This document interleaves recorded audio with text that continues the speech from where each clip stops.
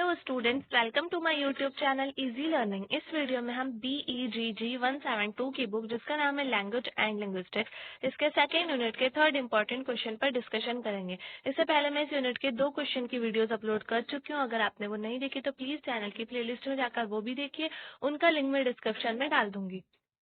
सो ये जो क्वेश्चन है हमारा, define onomatopoeia, give examples to explain the concept. ये क्वेश्चन बहुत ज्यादा इंपॉर्टेंट क्वेश्चन है क्योंकि आपकी बुक में इसका कोई भी आंसर नहीं दिया गया है जैसे कि एग्जाम में लिखने के लिए आता है। सिर्फ 2-3 लाइनों में ओनोमोटोपिया की आपको डेफिनेशन दिए। सो जो आपकी बुक में आंसर है, जो डेफिनेशन है, उससे आपका पूरा आंसर जो एग्जाम में आता है वो कंप्लीट नहीं हो पाएगा। इसलिए मैंने ये एक्स्ट्रा क्वेश्चन में बनाया है क्योंकि ये एग्जाम में आ चुका है क्वेश्चन। सो इसलिए ये क्वेश्चन आपके लिए और ये वीडियो बहुत ज्यादा इंपॉर्टेंट हो जाती है। सो गाइज, वीडियो स्टार्ट करने से पहले मैं आपसे कहना चाहती हूँ, अगर आपने मेरे चैनल को सब्सक्राइब नहीं किया तो प्लीज मेरे चैनल को सब्सक्राइब करें, वीडियो को लाइक करें, शेयर करें एंड अगर आपको नोट्स चाहिए तो आप व्हाट्सएप पर कांटेक्ट कर सकते हैं। तो हमारा क्वेश्चन है define onomatopoeia, give examples to explain the concept. तो ओनोमोटोपिया के बारे में चलिए देखते हैं क्या है। Onomatopoeia is the use of words that imitate the sounds associated with the objects or actions that refers to, such as his or murmur। तो ओनोमोटोपिया जो होता है वो यूज ऑफ वर्ड्स होता है साउंड्स के। मतलब कि जो हम साउंड्स के लिए वर्ड्स का यूज करते हैं जैसे कि ऑब्जेक्ट हो गए, एक्शंस हो गए, उनके लिए भी तो वो उनको रेफर करता है। It can also include made up of words or simply a series of letters such as z। ऐसे वाला जो साउंड आता है ना, ज वाला, हम ये जो ज वाला साउंड आता है, ये जो कोई भी पर्सन होता है उसके स्लीपिंग को या फिर स्नोरिंग को रिप्रेजेंट करता है। तो उसमें यही बताया जा रहा है such as Z to represent a person sleeping और snoring. The adjective is onomatopoeia और ओनोमोटोपियोटिक। तो ओनोमोटोपिया जो है वो एक एडजेक्टिव की तरह भी यूज किया जाता है।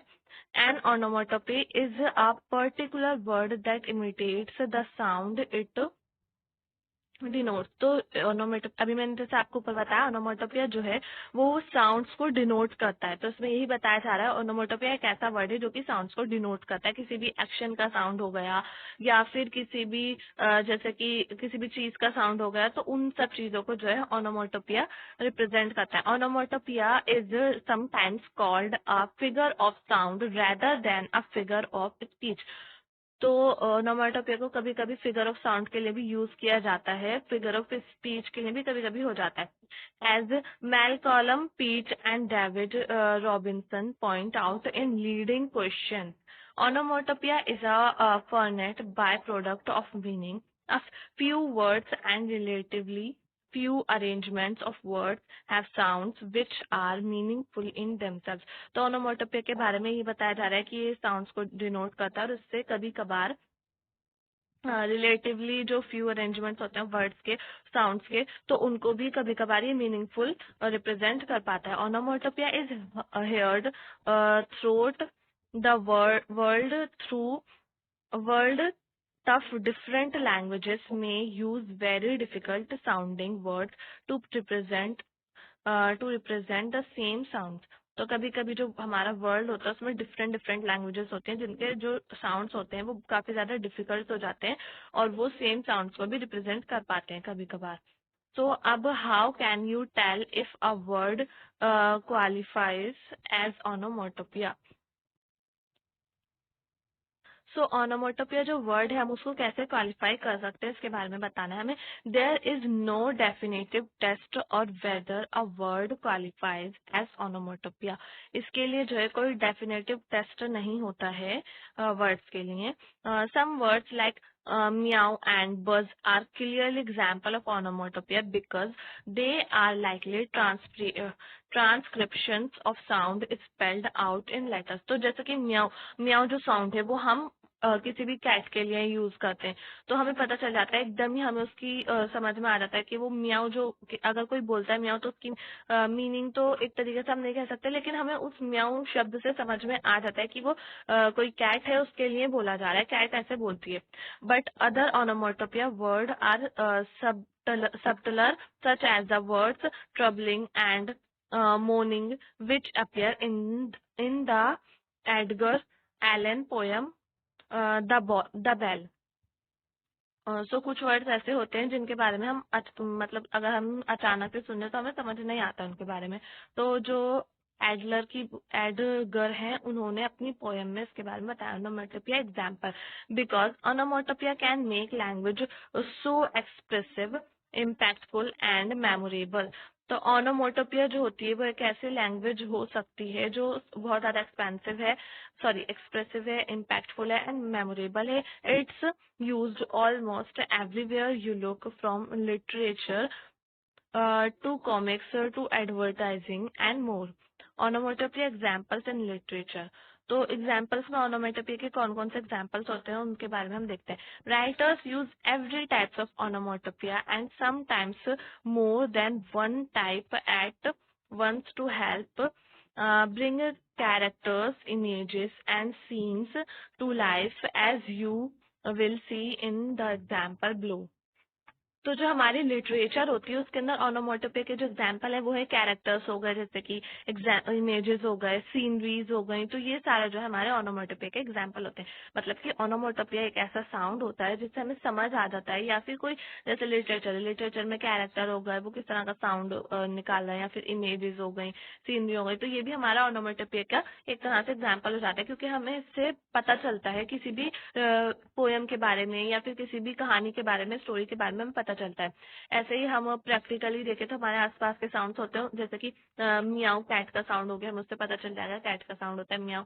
ऐसे ही डॉग के साउंड हो गए, डंकी का या फिर हॉर्स का, तो इन सारे साउंड से हमें पता चल जाता है। अब हमारा नेक्स्ट क्वेश्चन है, what is the difference between the mentalist and the structuralist. तो मेंटलिस्ट और स्ट्रक्चरलिस्ट कौन होते हैं? ये जो है मेंटलिस्ट और स्ट्रक्चरलिस्ट, ये दो अप्रोचेस हैं, इनके बारे में हमें पढ़ना है इसमें।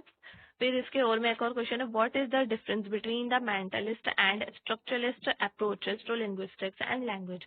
तो सबसे पहले स्ट्रक्चरल अप्रोच है हमारा, जो कि सॉजर जो थे एक बहुत बड़े सॉजर एक लिंग्विस्टिक थे जिन्होंने ये अप्रोच फाउंड किया था। तो founded by Saussure, the structural approach to linguistics arose as the first linguistic challenge to diachronic linguistics, which studies the development and change of language systems over times. तो linguistic के बारे में इन्होंने ये जो स्ट्रक्चरल अप्रोच था इसके बारे में हमें लिंग्विस्टिक्स में क्या क्या चैलेंजेस होते हैं, डायक्रोनिक लिंग्विस्टिक, अगर आपको नहीं पता डायक्रोनिक लिंग्विस्टिक तो इसके इसी यूनिट का सेकंड क्वेश्चन की वीडियो जो मैं डिस्क्रिप्शन में डाल दूंगी, आप वो जाकर देखिएगा, क्योंकि उसमें मैंने सब बताया डायक्रोनी वगैरह के बारे में, तो उसमें आपको इजीली समझ में आ जाएगा। फिर लैंग्वेज का सिस्टम ऑफ लैंग्वेज क्या होता है, हम किस किस तरीके से हमारे जो साउंड है वो चेंज हो जाता है, सबके बारे में इसमें बताया। For example, the changes and linguistics roots that led from Chaucer Middle English to Shakespeare, Renaissance English. Chaucer advocated studying language at the present moment in the time, or even at any given moment in time, and analyze the relationship between the component parts of the language system.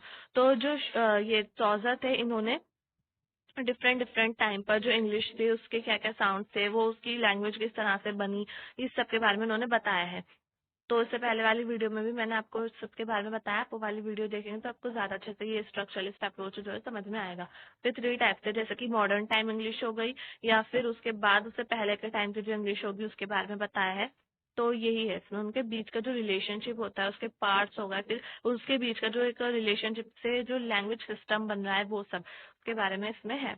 These components parts he classified as lingua, while the conversation upheld by the lingua, एक तो lingua होता है और दूसरा parallel होता है, तो उसी के बारे में बताया जा रहा है इसमें। तो अगर आप वो वाली वीडियो देख लेंगे तो आपको ज्यादा अच्छे से समझ आएगा, क्योंकि इसमें बहुत छोटा सा आंसर दे रखा है इसका, which is to say structuralism is focused on the relationships between components parts of expressions of language. So अब इसके बाद है हमारा mentalist approach. Chomsky is most closely related to the mentalist approach to linguistics, which is also the cognitive approach.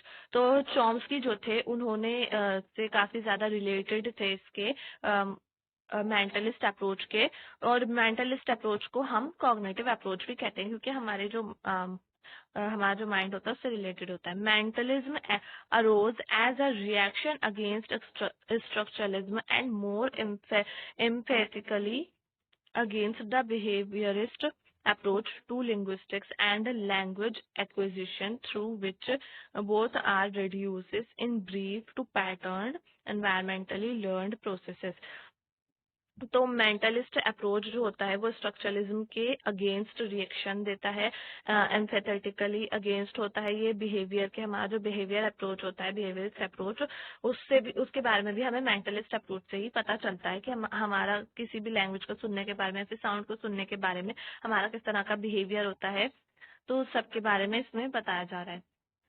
अब इसके बाद हाँ, mentalist stress and innate mechanism for language acquisition, which is an assertic they support in part with data from all over the world, in which children of all cultures and of all languages traditions follow the same patterns and time frames for linguistic and language learning processes. तो mentalist जो होता है वो एक ऐसा approach होता है जिसमें मैकेनिज्म भी फॉलो किया जाता है. मैकेनिज्म के लिए जैसे कि लैंग्वेज एक्विजिशंस हो जाते हैं, फिर उसके बाद जो हमारे कल्चर हो जाते हैं, जो all childrens of all cultures, सारे जो चिल्ड्रंस होते हैं उनके बारे में बताया जाता है, और सभी कल्चर्स के, end of all language traditions. तो लैंग्वेज ट्रेडिशंस क्या होते हैं उसको भी फॉलो करने के, उसके जो पैटर्न्स होते हैं, उसके फ्रेम्स ऑफ लैंग्वेजेस हो जाते हैं, उस सब के बारे में हमें एक तरह से प्रोसेस करके बताया जाता है, प्रोसेस होता है वो. Mentalist depart from structuralist by examining the cognitive processes associated with both lingua and parole, whereas structuralists limit themselves to examining lingua and the relationships within expression of lingua. तो I hope ये question आपको समझ में आ गए होंगे. अगर आपको video पसंद आए तो प्लीज वीडियो को लाइक करें, शेयर करें, चैनल को सब्सक्राइब करना ना भूलें. थैंक्स.